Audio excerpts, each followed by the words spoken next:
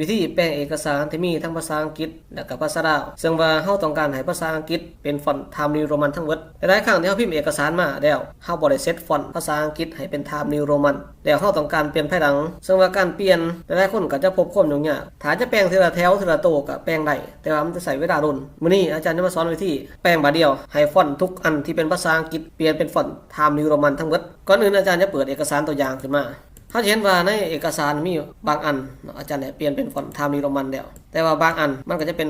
ฟอนต์ใช้เสถา OT ตามนี้เนาะถ้าเขาจะมาแปลงทีละตัวสิมันเสียเวลาอาจารย์จะมาบอกวิธีแปลงบาดเดียวเลยก่อนอื่นเนี่ยเฮาสังเกตว่าเฮาอยู่ในเมนูโฮมแล้วหรือบ่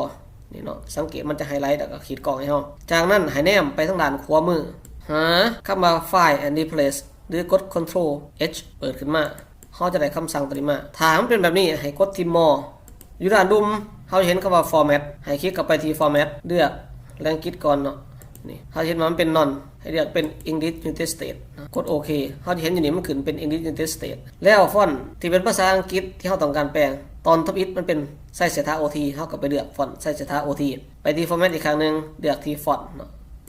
อยู่บน complex script เนาะให้เลือกเป็นไซส์เสถา OT ตามฟอนต์เริ่มต้นมันจากนั้นกดโอเคเขาเห็นว่า complex scriptเป็นไซส์เสถา OT แล้วเนาะจากนั้นคลิกที่2ด้านมุมนี่ไปที่ format ไปที่อังกฤษอีกครั้งนึงตอนนี้ก็เซตเป็น English United States คือเก่าเข้าไปที่ format อีกบัดนึงเลือกฟอนต์Latin text บัดนี้เฮาก็เลือกเป็น Times New Roman กดโอเคคือเฮาจะให้มันแทนที่ฟอนต์ที่เป็นไซส์เสถา OT ด้วย Times New Roman จากนั้นกด replace all มันจะขึ้นเข้ามา all done หรือ done เนี่ยเนาะมันได้แทนที่จากไซส์เสถา OT เป็น Times New Roman ถึง 1,187 คำเนาะกดโอเคแล้วก็ปิดคำสั่งนี้ไปเขาจะเห็นว่าฟอนต์พวกนี้เปลี่ยนเป็น Times New Roman ทั้งเบิดทุกอันจะเป็น Times New Roman ทั้งเบิดโดยที่เราบ่ต้องไปเปลี่ยนทีละตัวก็หวังว่าจะเป็นประโยชน์บ่หลายก็คงจะน้อยแล้วก็มีผู้ติดตามท่านนึงเพิ่นถามไว้แต่ละคนฮักก็เห็นเนาะก็เลยมาเฮ็ดให้ขอบใจที่ติดตามรับชมฝากกดไลค์กดแชร์เพจเล่าบล็อกให้แน่เนาะ